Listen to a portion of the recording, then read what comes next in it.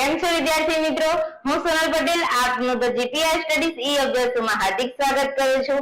ચાલો તો આજે આપણે ધોરણ 10 સામાજિક વિજ્ઞાન વિષયમાં આપણું ચોથું ચેપ્ટર ભારતનો સાહિત્યિક વારસો, બરાબર, જેમાં આપણે આપણા ભારત દેશ જેના પર આપણને ગર્વ છે એવા ભારત દેશમાં સાહિત્ય, બરાબર, સાહિત્યની દ્રષ્ટિએ કઈ રીતે આપણો ભારત દેશ આગળ છે એની ઘણી બધી રસપ્રદ બાબતો આપણે અહીંથી જાણી.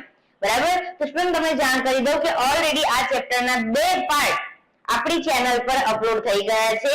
તો એ વિડિયો લેક્ચર નહીં જોયો હોય તો જોઈ લો, ત્યાંથી તમને ખ્યાલ આવી જશે 2 માર્ક્સના કઈ રીતે ક્વેશ્ચન પૂછાય, 4 માર્ક્સનો ક્વેશ્ચન કઈ રીતે પૂછાય, પછી હેતુલક્ષી પ્રશ્નો છે એ તો આપણે લાઈન ટુ લાઈન હું તમને ટીક કરાવું છું કે ખાલી જગ્યામાં કયું પૂછાશે, એક સવાલ જવાબ તરીકે કયું પૂછાઈ શકે. ઓકે, ચાલો તો આપણું ચેપ્ટર હતું, તમે અહીંયા હાઇલાઇટિંગ પોઈન્ટ જોઈ શકતા હશો. ફટાફટ 5-10 મિનિટમાં રિવિઝન કરી લઈએ કે કયું કયું પૂછાઈ શકે એવું હતું.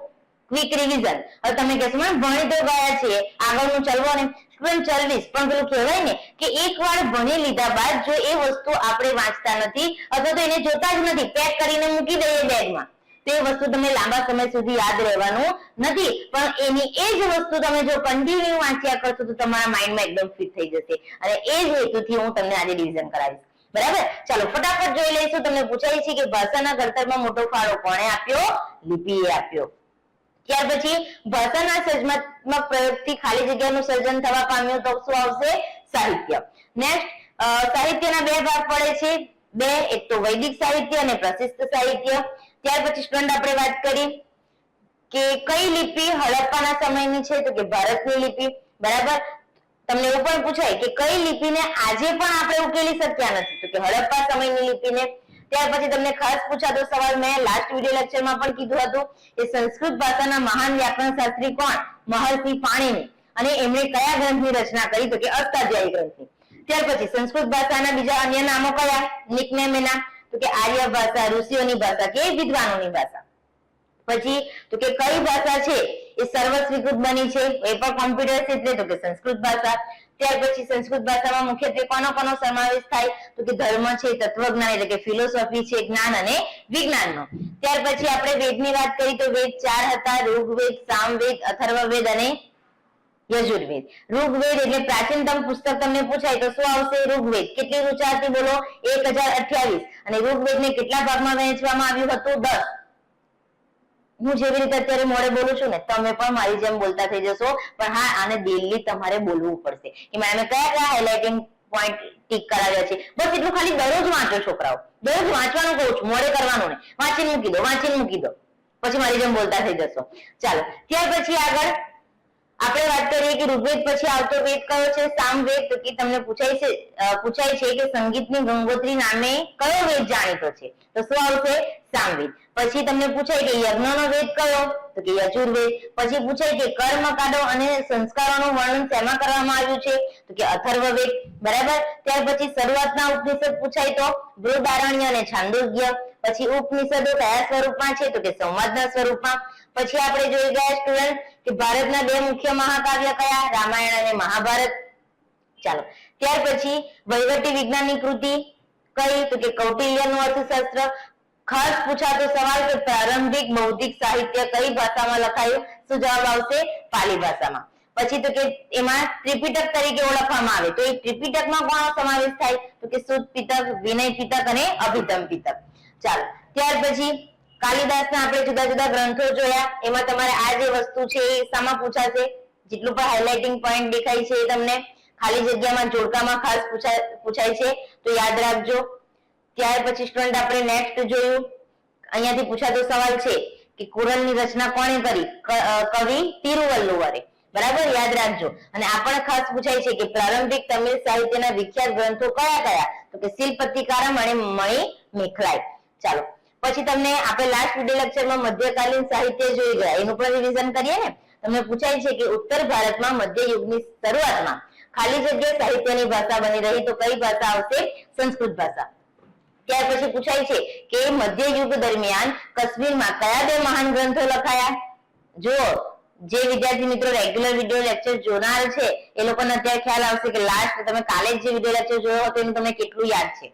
બોલો કયા ગ્રંથ હતા? બે. એક તો કથા સરિત સાગર અને રાજ તરંગીણી. તો રાજ તરંગીણી માટે મેં તમને બે શબ્દ કીધા હતા કે બે વસ્તુ તમારે યાદ રાખવાનું કે એ જે ગ્રંથ છે એ કાશ્મીરના ઇતિહાસને આલેખતો એક મહત્વપૂર્ણ ગ્રંથ ગણવામાં આવે છે અને ભારતનો પણ સર્વપ્રથમ એ ઐતિહાસિક ગ્રંથ માનવામાં આવે છે. તો એ યાદ રાખો. પછી તમને પૂછાય કે કવિ જયદેવ જે છે એમના કયા કાવ્ય ગ્રંથની ગણના સુંદરમાં સુંદર કાવ્ય ગ્રંથ તરીકે થાય છે સંસ્કૃતના? તો કે ગીત ગોવિંદ. યાદ રાખીશું. પછી પૂછાય છે કે હિન્દી સાહિત્યનો પ્રારંભિક ગ્રંથ કયો? તો કે પૃથ્વીરાજ રાસો. આવું પણ પૂછાય છે કે કવિ ચંદ બદ્રાએ રચિત કયો ગ્રંથ છે? તો શું જવાબ આવશે? પૃથ્વીરાજ રાસો. ત્યાર પછી વીરગાથા યુગનો પ્રારંભ કયા કાવ્ય ગ્રંથથી થયો? તો પણ પૃથ્વીરાજ રાસો. શંકરાચાર્યની મુખ્ય કૃતિ કઈ? ભાષ્ય. ત્યાર પછી આ ખાસ કીધું હતું કન્નડ સાહિત્યમાં તમારે લખીને આવવાનું છે. કવિ પંપા, પોન્ના અને રન્ના બધાએ પુરાણની રચના કરી. તો કવિ પંપાએ કયા પુરાણની રચના કરી? આદિ પુરાણની. કવિ પોન્નાએ તો આપણે અહીંયા જોઈએ શાંતિ પુરાણની અને જે કવિ રન્ના છે એમણે અજિતનાથ પુરાણની. અને આ જે ત્રણે ત્રણ કવિઓ છે એને કન્નડ સાહિત્યની ત્રિપુટી તરીકે ઓળખવામાં આવે. ખાસ પૂછાતો સવાલ. ઓકે, ચાલો. પછી પૂછાય કે કવિ કંબલે તમિલ ભાષામાં ખાલી જગ્યાની રચના કરી? તો કે રામાયણમની. પછી ખાસ પૂછાય છે કે હિન્દી ભાષાના બે સ્વરૂપો કયા કયા? તો અહીંયા છે વ્રજ અને ખડી બોલી. ત્યાર પછી આ પણ ખાસ પૂછાય છે કે મુલ્લા દાઉદનો ગ્રંથ ખાલી જગ્યાએ અવધી ભાષાનો સૌથી જૂનો ગ્રંથ છે. તો કયો આવશે? ચંદ્રાયન. પછી તમને પૂછાય છે કે દિલ્હીના સુલતાનોની રાજભાષા કઈ? બોલો ફારસી. ફારસી સાહિત્ય ચાલુ થઈ ગયું, યાદ છે ને? ચાલો. ત્યાર પછી ખાસ પૂછાય છે કે જિયાઉદ્દીન બર્નીએ કયા ગ્રંથની રચના કરી? તો કે તારીખે ફિરોઝ શાહી. બરાબર. ત્યાર પછી એ પણ પૂછાય છે કે જિયાઉદ્દીન બર્નીએ રાજકીય સિદ્ધાંતો પર કોની રચના કરી? તો નામ આવશે ફતવાએ જહાંદારી. ચાલો. ત્યાર પછી અમીર ખુસરોનો ક્વેશ્ચન ચાલુ થઈ ગયો ફારસી સાહિત્યમાં જ ભણી ગયા છે, યાદ છે ને? અમીર ખુસરો કોણ હતા? તો કે કવિ હતા, ઇતિહાસકાર હતા, રહસ્યવાદી સંત હતા અને સંગીતકાર હતા. એમના ગુરુનું નામ પૂછાય છે હજરત નિજામુદ્દીન ઓલિયા. ચાલો. ત્યાર પછી જોઈ ગયા તો કે ભારતને શું ગણાવતા હતા? પૃથ્વી પરનું સ્વર્ગ ગણાવતા હતા, યાદ રાખજો. ત્યાર પછી એમણે એમના પુસ્તકોમાં ભારતના વખાણ પણ કર્યા છે અને એ દિલ્હીની જે આજુબાજુ બોલવામાં આવતી ભાષા છે એને હિન્દી કહેતા અને એને જ પોતાની માતૃભાષા ગણાવતા. તો યાદ રાખજો કે આમાંથી કંઈ પણ પૂછાય તેના જવાબમાં શું આવશે? અમીર ખુસરો. ચાલો. ત્યાર પછી આ પણ પૂછાય છે કે ખાલી જગ્યાની રચના મુખ્યત્વે સદુકડી લોકબોલીમાં છે. તો શું આવશે? કબીર. ત્યાર પછી આ પૂછાય છે ખાસ કે તુલસીદાસનો પ્રસિદ્ધ ગ્રંથ ખાલી જગ્યા અવધી ભાષામાં લખાયો. તો શું આવશે? રામચરિત માનસ. પછી આ પણ પૂછાય છે કે ભક્તિ ગીતો લખવાની પરંપરા કોના દ્વારા શરૂ થઈ? બોલો સંત ચૈતન્ય દ્વારા. ત્યાર પછી પૂછાય છે કે ખાલી જગ્યાના આશ્રયે કાશ્મીરમાં મહાભારત અને રાજ તરંગીણી જેવા અનેક સંસ્કૃત ગ્રંથોનો ફારસીમાં અનુવાદ થયો. તો જવાબ આવશે જૈનુલ અબિદીનના આશ્રયે. ઓકે. ત્યાર પછી આગળ તમને અહીંયાથી પૂછાય છે કે વિજયનગરનો મહાન સમ્રાટ ખાલી જગ્યા તેલુગુ અને સંસ્કૃતના લેખક હતા. જવાબ આવશે કૃષ્ણદેવરાય. અને એવું પૂછાય કે કૃષ્ણદેવરાયે કયા ગ્રંથની રચના કરી? તો આમુક્ત માલ્યાદા. ચાલો. ત્યાર પછી આ પણ ખાસ પૂછાય છે કે પ્રથમ મુગલ બાદશાહનું નામ? બાબર. પછી હુમાયુની જે બહેન હતી ગુલબદન બેગમ એમણે શું લખ્યું? હુમાયુનામા. પછી ખાસ પૂછાતો સવાલ કે આ અબુલ ફઝલે કોની રચના કરી? આઈને અકબરીની. અને એ પણ પૂછાય છે કે ઐતિહાસિક કૃતિ તરીકે ખાલી જગ્યા ગ્રંથ ઘણો જ મૂલ્યવાન છે. તો એમાં શું આવશે? આઈને અકબરી. ત્યાર પછી આ પણ ખાસ પૂછાય છે કે મધ્યયુગની સૌથી મહત્વની ઘટના ખાલી જગ્યા ભાષાના જન્મની છે. તેમાં આપણે વાત કરી ગયા છે ઉર્દુ. ઉર્દુ સાહિત્ય ચાલુ થઈ ગયું. ત્યાર પછી તો કે મોહમ્મદ હુસેન આઝાદનો ખાલી જગ્યા ગ્રંથ મહત્વનો છે. તો જવાબ આવશે દરબારે અકબરી. તો સ્ટુડન્ટ અહીંયા સુધી આપણે બે વિડિયો લેક્ચરમાં, બે ક્લાસમાં, બે સેશનમાં આપણે વાત કરી ચૂક્યા છે. બોલો બધાને યાદ આવી ગયું? તાજું થઈ ગયું ફરીથી? બરાબર. હજુ કહું છું 10 મિનિટમાં ક્વિક રિવિઝન આપણું થઈ ગયું. બરાબર. આની આ જ વસ્તુ જો તમે દરરોજ કરશો ને તો તમને 10 મિનિટ પણ નહીં થાય. ફટાફટ તમારો હેતુલક્ષી પ્રશ્ન તો એમાં જ વંચાઈ જશે. બરાબર. ચાલો. તો છોકરાઓ આજે આપણે આગલા ટોપિક પર જઈએ અને આજના આપણા ટોપિકનું નામ છે ભારતની પ્રાચીન વિદ્યાપીઠો. અને સ્ટુડન્ટ આજે જે આપણે ભારતની પ્રાચીન વિદ્યાપીઠો જોવાના છે ને એનું નામ તમે કોઈ ને કોઈ જગ્યાએ તો સાંભળેલું જ હશે. જેમ કે તક્ષશિલા છે, નાલંદા છે, વલભી છે. આ બધી વિદ્યાપીઠો શું છે? જાણીતી છે. ખ્યાલ આવે છે? અત્યારે આપણે યુનિવર્સિટી, કોલેજ, સ્કૂલ એમાં ભણીએ છીએ. તો પહેલાના જમાનામાં આવું અલગથી નહીં હતું. ત્યારે શું હતું? વિદ્યાપીઠો હતી. ચાલો સ્ટુડન્ટ, સૌ પ્રથમ આપણે તૈયારી કરવાના છે આજે નાલંદા વિદ્યાપીઠ. ઓકે. ચાલો અહીંયાથી આપણે શરૂઆત કરી દઈએ અને જે ક્વેશ્ચન પૂછાઈ શકે એવા હોય બરાબર હેતુલક્ષી એ તમને ટીક કરાવી દઈશ, પણ યાદ રાખજો તમને નાલંદા વિદ્યાપીઠ વિશે માહિતી આપો એ રીતે પણ લોંગ ક્વેશ્ચન પૂછે છે, વલ્લભી વિદ્યાપીઠ વિશે માહિતી આપો એ રીતે પણ લોંગ ક્વેશ્ચન પૂછે છે, તક્ષશિલા વિદ્યાપીઠ વિશે માહિતી આપો એ રીતે પણ લોંગ ક્વેશ્ચન પૂછે છે. એટલે અહીંયા જેટલી પણ બાબતો વિશે આપણે અત્યારે વાત કરીશું એ બધી બાબતો તમારે મોડે તો કરવી જ પડશે. બરાબર, ઓકે ચાલો. અને એવું પણ પૂછે છે અમુકમાં એવું થાય કે જો તમને આ વિદ્યાપીઠનું અહીંયા ચિત્ર બધાને દેખાય છે તો ચિત્ર આપેલું હશે પછી પૂછશે કે આ ચિત્ર કઈ વિદ્યાપીઠનું છે તેના વિશે માહિતી આપો. તો તમને ખ્યાલ હોવો જોઈએ કે નાલંદા વિદ્યાપીઠ કેવી દેખાતી હતી, બરાબર, તક્ષશિલા કેવી દેખાતી હતી, તો એકવાર જોઈ લેજો. ચાલો તો ચાલુ કરીએ નાલંદા વિદ્યાપીઠ. ચાલો તો કે બિહારના પટના જિલ્લાના બદગાંવ નામના ગામ પાસે પ્રાચીન નાલંદા વિદ્યાપીઠ આવેલી છે. પહેલી જ લાઈન આપણે ટીક કરી લઈએ કારણ કે કદાચ ખાલી જગ્યામાં પૂછાઈ શકે કે બિહારના પટના જિલ્લાના બદગાંવ નામના ગામ પાસે ખાલી જગ્યા વિદ્યાપીઠ આવેલી છે. તો કઈ વિદ્યાપીઠ? નાલંદા વિદ્યાપીઠ. તો કે ભારતીય સંસ્કૃતિમાં બૌદ્ધ અને જૈન પરંપરામાં નાલંદાનું મહત્વ ઘણું છે. જુઓ કયા કયા ધર્મમાં? એક તો બૌદ્ધ ધર્મ અને જૈન ધર્મમાં આ જે નાલંદા વિદ્યાપીઠ હતી એનું ઘણું જ મહત્વ હતું.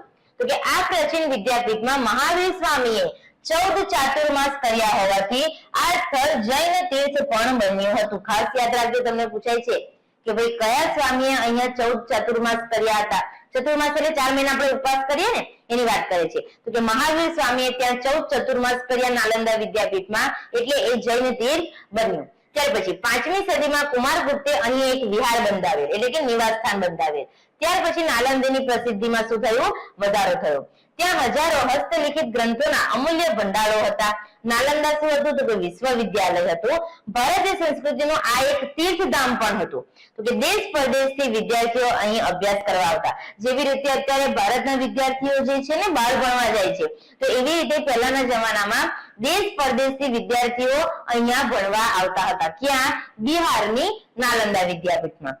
ત્યાર પછી આગળ વાત કરીએ તો કે મહાન મુસાફર યુએન સ્વાંગ પણ અહીં આવેલ. તો કે આજે તો આ મહાન વિશ્વવિદ્યાલયના માત્ર ખંડેર જ આપણને જોવા મળે છે. બરાબર, આજે ખંડેર હાલતમાં આવી ગઈ છે, પણ એ ખંડેરમાં આપણે જઈએ તો પણ આપણને ત્યાંની જે માહિતી છે એ અવશ્ય પ્રાપ્ત થાય. તો જો લખ્યું છે કે આમ છતાં તે ખંડેરોમાં ફરતા ફરતા પણ દેશની જે આપણી ભવિષ્ય સંસ્કૃતિ છે આપણા ભારત દેશની એની એક ઝાંખી એટલે કે એની એક ઝલક આપણે જોઈ શકીએ છીએ. તો જો આકૃતિમાં તમને દેખાય છે ખંડેર સ્વરૂપમાં અત્યારે છે. ચાલો તો કે નાલંદામાંથી ભણીને બહાર નીકળેલ વિદ્યાર્થી ભારતનો આદર્શ વિદ્યાર્થી ગણાતો. આ પણ ક્વેશ્ચન તમને પૂછાય છે સ્ટુડન્ટ કે કઈ વિદ્યાપીઠમાંથી બહાર ભણીને નીકળેલ વિદ્યાર્થી આદર્શ વિદ્યાર્થી ગણાતો? તો કે નાલંદા વિદ્યાપીઠમાં. ચાલો તો કે ઈસુની 5મી થી 11મી સદી દરમિયાન નાલંદા શિક્ષણ જે હતું એ સર્વોત્તમ સ્થાન પર હતું.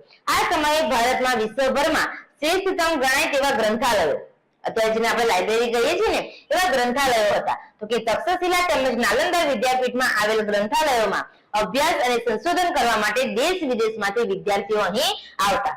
આમાંનો માત્ર યુએન સ્વાંગ જે ચીની મુસાફર હતો એ 657 હસ્તલિખિત ગ્રંથો પોતાની સાથે ક્યાં લઈ ગયો હતો? ચીન લઈ ગયો હતો. જુઓ, બરાબર, યાદ રાખજો. ચાલો તો કે 7મી સદીમાં યુએન સ્વાંગે મુલાકાત લીધી હતી. આ પણ ખાસ પૂછાય છે કે 7મી સદીમાં કયા ચીની મુસાફરે નાલંદા વિદ્યાપીઠની મુલાકાત લીધી? તો જવાબ આવશે યુએન સ્વાંગ. તો કે મહાવિદ્યાલયમાં 7 મોટા ખંડ હતા. વ્યાખ્યાન એટલે લેક્ચર માટે 300 ખંડો હતા. જોજો 300 ખંડ, 300 કોને કીધા? બરાબર. વિદ્યાર્થીઓના રહેવા માટે ખાસ મઠ બનાવવામાં આવ્યા હતા. અત્યારે જેને આપણે હોસ્ટેલ કહીએ ને એવું. વિદ્યાપીઠને નિર્વાહ માટે અનેક ગામો દાનમાં મળ્યા હતા. ગામોની આવક જે થતી હતી, બરાબર, ગામો હોય એ તો એમાંથી જે આવક થતી હતી એમાંથી વિદ્યાર્થીઓને ભોજન અને જે કપડા હતા એટલે કે વસ્ત્રો વિના મૂલ્યે એટલે કે ફ્રી ઓફ કોસ્ટ એમને પૂરા પાડવામાં આવતા. અહીંનો જે ગ્રંથાલય વાળો વિસ્તાર છે ધર્મગંજ તરીકે ઓળખાતો હતો. ખાસ પૂછાય છે કે કઈ વિદ્યાપીઠમાં ગ્રંથાલય વાળો વિસ્તાર ધર્મગંજ તરીકે ઓળખાય છે? તો જવાબ આવશે નાલંદા. ઈસવીસનની 5મી થી 11મી સદી સુધી નાલંદાની ખ્યાતિ અને સુપ્રસિદ્ધિ વિદ્યા કેન્દ્ર તરીકે રહી હતી. તો સ્ટુડન્ટ આ થઈ ગઈ માહિતી નાલંદા વિદ્યાપીઠ વિશે. જો કયા કયા પોઈન્ટ તમને પૂછાઈ શકે એવા છે? પહેલું તો પૂછાયું છે કે ક્યાં આવેલી છે? તો કે બિહારના પટના જિલ્લાના બદગાંવ ગામ પાસે. ત્યાર પછી કયા સ્વામીએ 14 ચાતુર્માસ કર્યા? તો કે મહાવીર સ્વામીએ, તેથી તે જૈન તીર્થધામ બની ગયું. ત્યાર પછી પૂછાય તમને કે કઈ વિદ્યાપીઠમાંથી ભણીને બહાર નીકળેલો વિદ્યાર્થી આદર્શ વિદ્યાર્થી ગણાતો, તો શું આવશે? નાલંદા. પછી કયો મુસાફર આવેલો ચીની મુસાફર મુલાકાત માટે? યુઆન સ્વાંગ. અને એ ચીનમાં કેટલા હસ્તલિખિત ગ્રંથો પોતાની સાથે લઈ ગયો? 657. અને ખાસ તમને પૂછાતો સવાલ કે કઈ વિદ્યાપીઠનો ગ્રંથાલય વાળો વિસ્તાર ધર્મગંજ તરીકે ઓળખાય છે? તો નાલંદા આવશે. ઓકે, ચાલો તો આ તમારે શોર્ટનોટ મોડે તો કરવી પડશે ને, જોઈ લઈએ, મુદ્દા આપો ને. ચાલો નોટ્સ સ્ક્રીનશોટ લઈ લેજો બધા. આપણે જો મધ્યકાલીન સાહિત્યની વાત કરી ગયા એના વિશે છે. ચાલો તો સ્ટુડન્ટ તમે અહીંયા જોઈ શકતા હશો ભારતની પ્રાચીન વિદ્યાપીઠો. બોલો, દેખાય છે બધાને? ચાલો તો એમાં જઈશું નાલંદા વિદ્યાપીઠ. પહેલા તો યાદ રાખવાનું બિહારના પતરાન જિલ્લાના બદગાંવ ગામ પાસે. ચાલો તો કે જે નાલંદા વિદ્યાપીઠ હતી એનું બૌદ્ધ અને જૈન પરંપરામાં મહત્વ ઘણું હતું. મહાવીર સ્વામીએ ત્યાં 14 ચાતુર્માસ કર્યા એટલે જૈન તીર્થધામ બની ગયું. જો રિવિઝન ચાલે છે, નોટ્સ તો આપું છું પણ સાથે સાથે તમારું રિવિઝન પણ થાય છે કે આપણે જે ભણ્યા એ યાદ છે ખરું થોડું ઘણું. તો કે 5મી સદીમાં કુમારગુપ્ત દ્વારા ત્યાં વિહારનું બાંધકામ થયું. ત્યાર પછી તો કે હજારો હસ્તલિખિત ગ્રંથોના ત્યાં અમૂલ્ય ભંડારો એટલે કે સંગ્રહ ત્યાં હતો. તો કે જે નાલંદા વિદ્યાપીઠ હતી એ વિશ્વવિદ્યાલય હતી.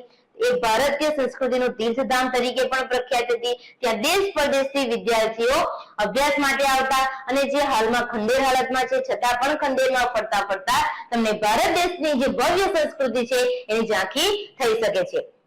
તો કે આ જે નાલંદા વિદ્યાપીઠ છે એમાંથી ભણીને બહાર નીકળેલ વિદ્યાર્થી આદર્શ વિદ્યાર્થી ગણાતો. ત્યાર પછી જે ઈસુ ખ્રિસ્ત હતા એમની 5મી થી 11મી સદીમાં નાલંદા જે શિક્ષણ આપતી હતી એક નાલંદાનું શિક્ષણ ક્યાં હતું? સર્વોત્તમ સ્થાન એટલે કે ઉચ્ચ સ્થાન પર હતું. તો કે ગ્રંથાલયોમાં સંશોધન અને અભ્યાસ માટે વિદ્યાર્થીઓ દેશ વિદેશથી અહીં આવતા હતા. તો કે 7મી સદીમાં એક ચીની મુસાફર યુએન સ્વાંગે આ વિદ્યાપીઠની મુલાકાત લીધી હતી અને તેઓ 657 હસ્તલિખિત ગ્રંથો પોતાની સાથે ચીન લઈ ગયા હતા. તો કે અહીં 7 મોટા ખંડો હતા અને વ્યાખ્યાન માટે તો 300 ખંડ હતા.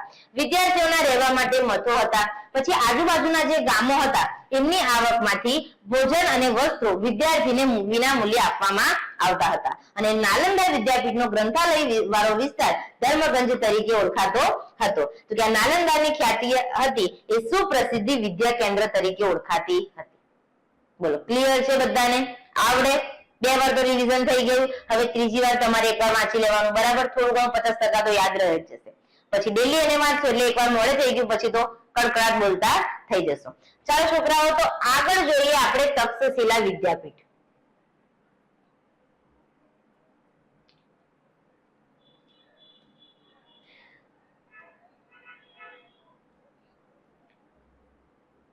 ઓકે, ચાલો હવે જોઈશું તક્ષશિલા. તો કે વર્તમાન સમયમાં પાકિસ્તાનમાં આવેલ રાવલપિંડીથી પશ્ચિમે પ્રાચીન તક્ષશિલા વિદ્યાપીઠ હતી. યાદ રાખજો ક્યાં આવેલ છે? તો કે પાકિસ્તાનમાં રાવલપિંડીથી પશ્ચિમે. ત્યાર પછી આગળ તો કે તે પ્રાચીન ગાંધાર પ્રદેશની રાજધાનીનું શહેર હતું. ખાસ પૂછાય છે કે ખાલી જગ્યા પ્રાચીન ગાંધાર પ્રદેશની રાજધાનીનું શહેર હતું. શું જવાબ આવશે? તક્ષશિલા. તો કે આ વિદ્યાપીઠમાં 64 વિદ્યાઓનું શિક્ષણ અપાતું હતું. ખાસ થી કરજો, તમને પૂછાય છે કે તક્ષશિલા વિદ્યાપીઠમાં ખાલી જગ્યા વિદ્યાઓનું શિક્ષણ અપાતું. કેટલી? 64. તો કે અહીં મોટા ભાગના વિદ્યાર્થીઓ ગુરુના આશ્રમમાં રહી અભ્યાસ કરતા હતા.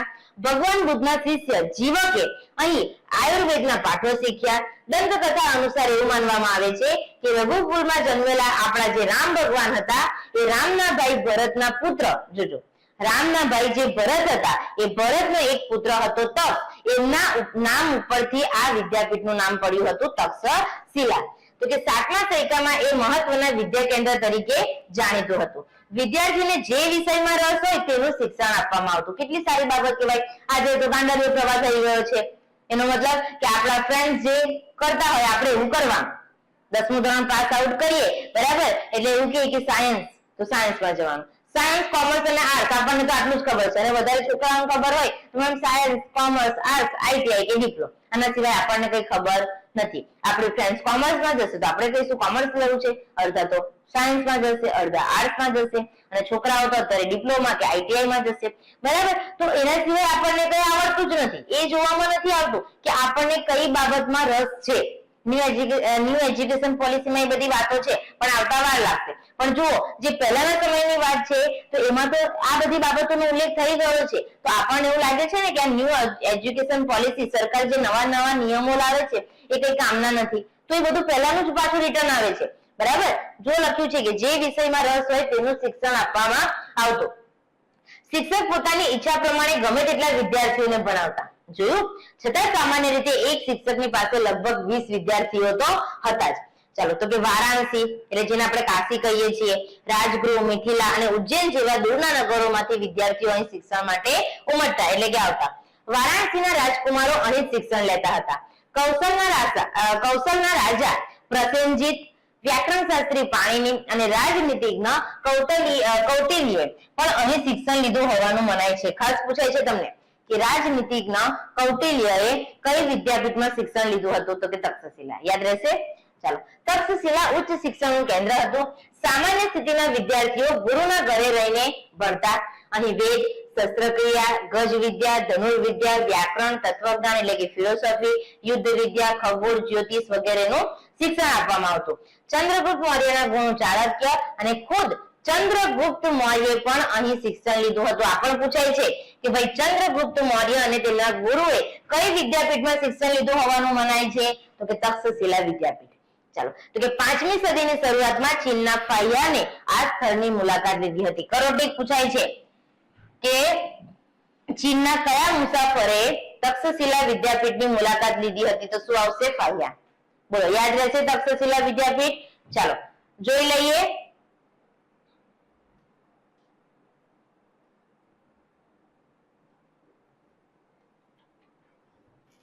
ઓકે, ચાલો તો જોઈશું તક્ષશિલા વિદ્યાપીઠની નોટ. કયા કયા મુદ્દા યાદ રાખવા જેવા છે? પહેલો જ મુદ્દો કે તક્ષશિલા વિદ્યાપીઠ ક્યાં આવેલી છે? તો કે પાકિસ્તાનમાં રાવલપિંડીથી પશ્ચિમે. ત્યાર પછી પૂછાય છે કે પ્રાચીન ગાંધાર પ્રદેશની રાજધાનીનું શહેર કયું? તક્ષશિલા.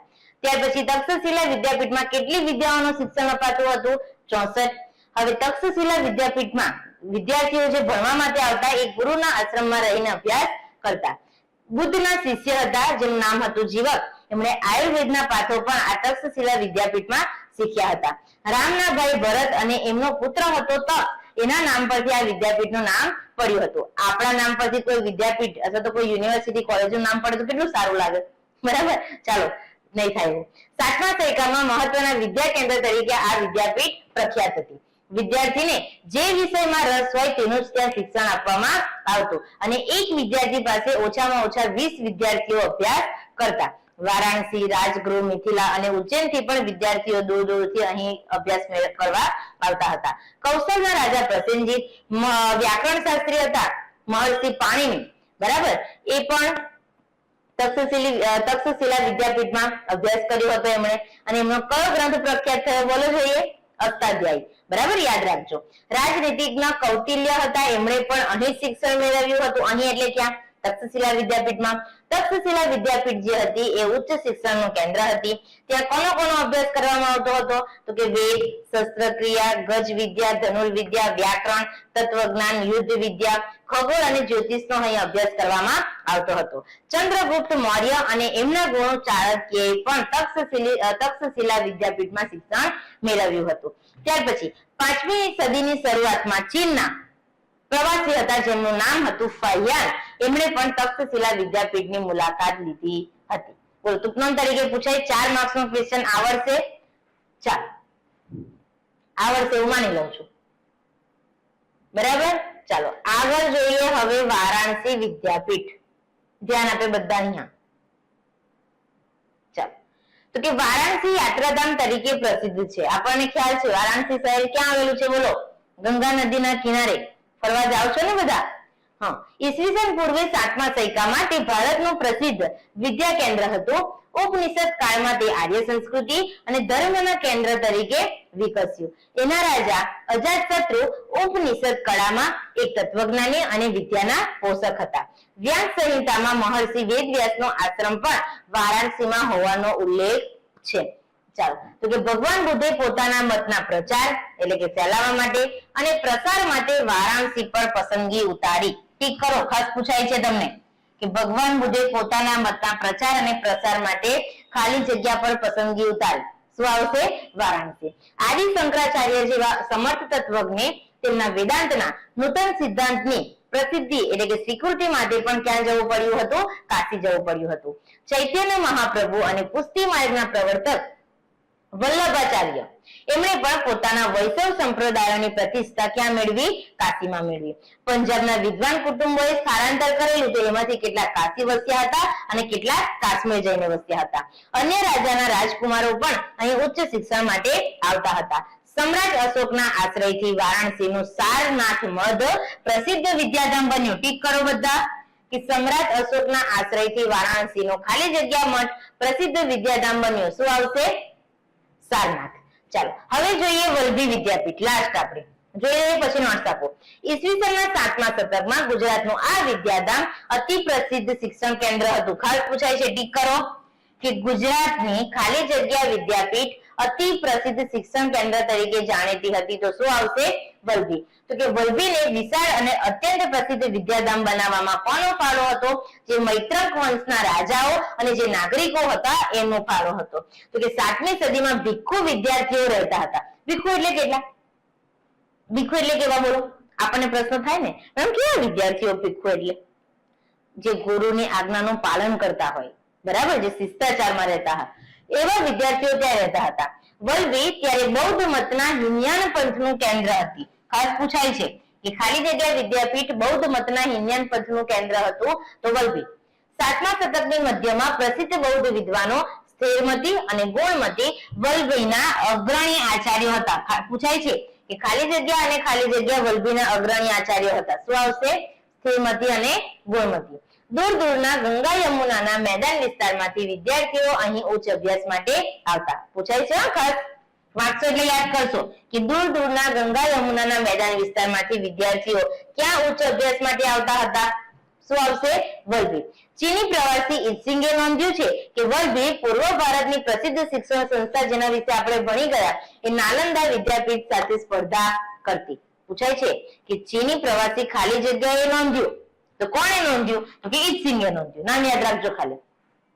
ચાલો તો કે આ જે વલ્લભી વિદ્યાપીઠ હતી એક રાજધાની અને આંતરરાષ્ટ્રીય બંદર હતું. કયા સમયગાળા દરમિયાન? તો કે ઈસવીસન 480 થી ઈસવીસન 775 સુધી. વલ્લભીના શાસક મૈત્રક રાજવીઓ પણ વિદ્યા અને વિદ્યાપીઠના મહાન આશ્રયદાતા હતા. જે દાન આપે ને એ બાબતની નોંધ લેવી પડે કે મૈત્રક વંશના રાજવીઓ બૌદ્ધ ન હતા, સનાતની ન હતા, છતાં પણ આ સંસ્થાને મદદ કરતા હતા. આજે આપણી પાસે પૈસા હોય, કોઈ જગ્યાએ દાન આપવું હોય તો પણ આપણે 100 વાર વિચારીએ, 100 લોકોને પૂછીએ, બરાબર. એ જમાનામાં કોઈ નાતજાત કશું જોવામાં આવતું નહીં હતું. ખાલી બસ લોકો ભણે અને આગળ વધે. ચાલો તો કે ઈસવીસન 775 આરબોએ આક્રમણ કર્યું. જો કોનો ફાળો હતો? મૈત્રક વંશના રાજા અને નાગરિકોએ ખૂબ ફાળો આપ્યો વલ્લભીના વિદ્યાપીઠમાં. પણ 775 આરબો દ્વારા આક્રમણ થયું અને જ્યાં મૈત્રક વંશના રાજાઓ હતા એ હારી ગયા અને પછી વિદ્યાપીઠ આપણી બંધ થઈ ગઈ. અહીં પ્રસિદ્ધ વિદ્વાનોના નામ ક્યાં લખવામાં આવતા? તો કે દરવાજા પર. વિદ્વાનો રાજસભા, જ્યારે રાજસભા ભરાય ને રાજ્યની સભા, ત્યારે રાજ્યની સભા ભરાય ત્યારે ત્યાં વિદ્વાનો જતા અને પોતાનું જે જ્ઞાન છે, બરાબર, એ પાંડિત્ય દાખવીને રાજતંત્રમાં ઊંચા અધિકારો પ્રાપ્ત કરતા. તો કે આ જાણીતી વિદ્યાપીઠ હતી અને જ્ઞાનની આરાધના તથા તેની વિશિષ્ટ પ્રણાલીના કારણે ભારતમાં તે પ્રસિદ્ધ હતી. તો કે ભારતમાં જ નહીં પરંતુ તે સમયના વિશ્વમાં પણ પ્રસિદ્ધ થઈ હતી. આ વિદ્યાપીઠમાં દેશ પરદેશથી અભ્યાસ કરવા માટે વિદ્યાર્થીઓ આવતા. તક્ષશિલા, નાલંદા કે વલ્લભી પૂછાય ને તો આ લાઈન તો આવે એટલું ખબર પડી હોય ને. ચાલો તો કે સાચા અર્થમાં તે આંતરરાષ્ટ્રીય વિદ્યાપીઠ હતી. એમાં લગભગ પ્રત્યેક વિદ્યા શાખાઓનું શિક્ષણ અપાતું. આ બધી વિદ્યાપીઠમાં નિભાવ રાજાઓ અને શ્રેષ્ઠોએ આપેલા દાનમાંથી થતો. શું? એનો વહીવટ. તે હકીકત તે સમાજની પણ વિદ્યા પ્રત્યેની પ્રીતિ અને નિષ્ઠા દર્શાવે છે. ચાલો તો કે ભારતીય વિદ્યા, કલાઓ અને જ્ઞાન વિજ્ઞાનનું શિક્ષણ આપતી એ વિશ્વ વિખ્યાત યુનિવર્સિટીઓ હતી. અત્યારે જે આપણે ભણી ગયા ને એની વાત કરે છે, બરાબર. ચાલો નોટ્સ જોતા પહેલા જોઈ લો કે તમને કયા કયા ક્વેશ્ચન અહીંથી પૂછાઈ શકે એમ છે. ચાલો પહેલા તો જોઈએ કે નીચેના પ્રશ્નોના સવિસ્તાર ઉત્તર લખો. 4 માર્ક્સનો ક્વેશ્ચન પૂછાય કે ભારતમાં વેદો કેટલા છે અને કયા કયા છે તે સમજાવો. બોલો, ડિવિઝન કર્યું ને? 4 વેદ છે, ઋગ્વેદ, સામવેદ, યજુર્વેદ અને અથર્વવેદ. ઋગ્વેદમાં શું લખશો બોલો? તો કે ઋગ્વેદ પ્રાચીનતમ પુસ્તક છે. એમાં 1028 ઋચાઓનો સંગ્રહ છે. એને 10 ભાગમાં વહેંચવામાં આવ્યું છે. લખતા આવડશે ને? સામવેદમાં શું લખવાનું? એને સંગીતની ગંગોત્રી ગણાય છે. યજુર્વેદ યજ્ઞનો વેદ છે. અથર્વવેદ કર્મકાંડો અને સંસ્કારોનું એમાં વર્ણન કરવામાં આવ્યું છે. તો આ બધી માહિતી જે ભણાવેલી છે એ તમારે લખવાની. ત્યાર પછી મેં તમને કીધું એ પ્રમાણે જો પૂછાય છે તક્ષશિલા વિદ્યાપીઠ પૂછાય ને 4 માર્ક્સના ક્વેશ્ચનમાં. ચાલો ત્યાર પછી મધ્યકાલીન સાહિત્ય બોલો ભણાયું ને? બીજા નંબરના સેશનમાં આપણે ભણ્યા હતા મધ્યકાલીન સાહિત્ય. જુદા જુદા સાહિત્ય વિશે થોડું લખશો ને તો પણ 4 માર્ક્સનો આન્સર તમારો રેડી થઈ જશે. ભણી ગયા ને આપણે કન્નડ સાહિત્ય, ત્યાર પછી ફારસી સાહિત્ય, પ્રાદેશિક ભાષાઓનું સાહિત્ય, મુઘલકાલીન સાહિત્ય, ત્યાર પછી ભણ્યા લાસ્ટ ઉર્દુ સાહિત્ય. બરાબર? તો એ વિશે તમારે માહિતી લખવાની. ચાલો નીચેના પ્રશ્નોના ઉત્તર મુદ્દાસર લખો. જો તમને કીધું તો પણ પૂછાશે વલ્લભી અને નાલંદા 3 વિદ્યાપીઠ તો કરી જ નાખવાની છોકરાઓ. નાલંદા, તક્ષશિલા અને વલ્લભી. બરાબર? કોઈને કોઈ એક તો આવશે જ. ચાલો નીચેના પ્રશ્નોના જવાબ ટૂંકમાં લખો. યજુર્વેદ વિશે માહિતી આપો. અથર્વવેદમાં કઈ માહિતી આપવામાં આવી છે અત્યારે જ બોલી ગયું. બરાબર? ત્યાર પછી શ્રીમદ ભગવદ ગીતામાં કયા દાર્શનિક સિદ્ધાંતોનું વિવેચન છે? 3 સિદ્ધાંતો યાદ છે. ભક્તિ માર્ગ, મોક્ષ તે લખવાના. ચાલો નીચેના દરેક પ્રશ્નની નીચે આપેલ વિકલ્પોમાંથી સાચો વિકલ્પ પસંદ કરી ઉત્તર લખો. નંબર 1 ભારતીય સાહિત્યનો પ્રાચીનતમ ગ્રંથ કયો છે? 4 ઓપ્શન આપેલા છે. ઋગ્વેદ, યજુર્વેદ, સામવેદ કે અથર્વવેદ. બોલો શું જવાબ આવશે? પહેલી વાર રિવિઝનમાં બોલી, અત્યારે પણ બોલી ગઈ. શું જવાબ આવશે? ઋગ્વેદ. ચાલો નંબર 2 બૌદ્ધ સાહિત્ય કઈ ભાષામાં લખાયું છે? Option number A Pali, option number B Hindi, option number C Brahmi અને ઓપ્શન નંબર D ગુજરાતી. મેં રિવિઝન કરતી વખતે આ સેશનની આપણે શરૂઆત કરી આજે તો પહેલી 10 મિનિટમાં જે ક્વિક રિવિઝન કર્યું એમાં જ તમને કીધું હતું કે છોકરાઓ ખાસ પૂછાય છે કઈ ભાષામાં? પાલી ભાષામાં. નંબર 3 દ્રવિડ કુળની સૌથી જૂની ભાષા કઈ? તમિલ, તેલુગુ, કન્નડ કે મલયાલમ? ચાલો વિચારીને જવાબ આપો. કમેન્ટ કરો બધા જેને ખબર હોય. તમિલ સાહિત્યમાં ભણી ગયા ને? દ્રવિડ કુળની સૌથી જૂની ભાષા કઈ? તમિલ. નંબર 4 કવિ ચંદબરદાયનો કયો ગ્રંથ હિન્દી સાહિત્યનો પ્રારંભિક ગ્રંથ છે? આજે રિવિઝન કરતી વખતે જો હું બોલી હતી કે પૂછાય છે. જો આવ્યો શું આવશે? પૃથ્વીરાજ રાસો. નંબર 5 મહર્ષિ પાણિની જે આપણા મહાન વ્યાકરણ શાસ્ત્રી હતા એમનો મહાન ગ્રંથ કયો? રિવિઝનમાં પણ બોલી ને અત્યારે પણ બોલી હતી. બોલો શું આવશે? અષ્ટાધ્યાયી, પૃથ્વીરાજ રાસો, વિક્રમાર્ક દેવચરિત કે ચંદ્રયાન? શું આવશે? અષ્ટાધ્યાયી. બોલો ક્લિયર છે? તો આ રીતે તમને ક્વેશ્ચન આ ચેપ્ટર માંથી પૂછાશે. બરાબર? હેતુલક્ષી વધારે આવશે અને લોંગ ક્વેશ્ચનમાં આ બધી વિદ્યાપીઠ અને આ બધા ક્વેશ્ચન તમારે મોડે કરી દેવા. ઓકે ચાલો નોટ્સ જોઈ લઈએ વારાણસી અને વલ્લભીની, કારણ કે વલ્લભી વિદ્યાપીઠ વાળો ક્વેશ્ચન તમારે મોડે કરવો જ પડશે. ચાલો તો જોઈ લઈએ વારાણસી કાશી વિદ્યાપીઠ. બરાબર? શું લખવાનું પહેલા તો કે એ યાત્રાધામ તરીકે પ્રસિદ્ધ છે, લોકો ત્યાં ફરવા જાય. 7મા સૈકામાં ભારતનું પ્રસિદ્ધ વિદ્યા કેન્દ્ર હતું. ત્યાર પછી ઉપનિષદ કાળમાં આર્ય સંસ્કૃતિ અને ધર્મના કેન્દ્ર તરીકે એનો વિકાસ થયો. ત્યાર પછી ઉપનિષદ કાળના જે રાજા હતા અજાતશત્રુ એ એક તત્વજ્ઞાની અને વિદ્યાના પોષક હતા. વ્યાસ સંહિતામાં વેદ વ્યાસનો આશ્રમ વારાણસીમાં હોવાનો ઉલ્લેખ છે. ભગવાન બુદ્ધ તેમના મતના પ્રચાર અને પ્રસાર માટે એમણે કોની પસંદગી કરી હતી? તો કે વારાણસી પર પસંદગી કરી હતી. ચૈત્યના મહાપ્રભુ અને પુષ્ટિ માર્ગના પ્રવર્તક વલ્લભાચાર્યજીએ વૈષ્ણવ સંપ્રદાયની સ્વીકૃતિ માટે ક્યાં જવું પડ્યું હતું? કાશી જવું પડ્યું હતું. ત્યાર પછી પંજાબના વિદ્વાન કુટુંબોએ સ્થળાંતર કરેલું તો એમાંના કેટલાક કાશી ગયા હતા અને કેટલાક કાશ્મીર જઈને વસ્યા. ચાલો તો કે સમ્રાટ અશોકના આશ્રયથી સારનાથ મઠ જે છે એ પણ પ્રસિદ્ધ વિદ્યાધામ બન્યો હતો. યાદ રહેશે વારાણસી. ચાલો હવે વલ્લભી વિદ્યાપીઠ જોઈ લઈએ.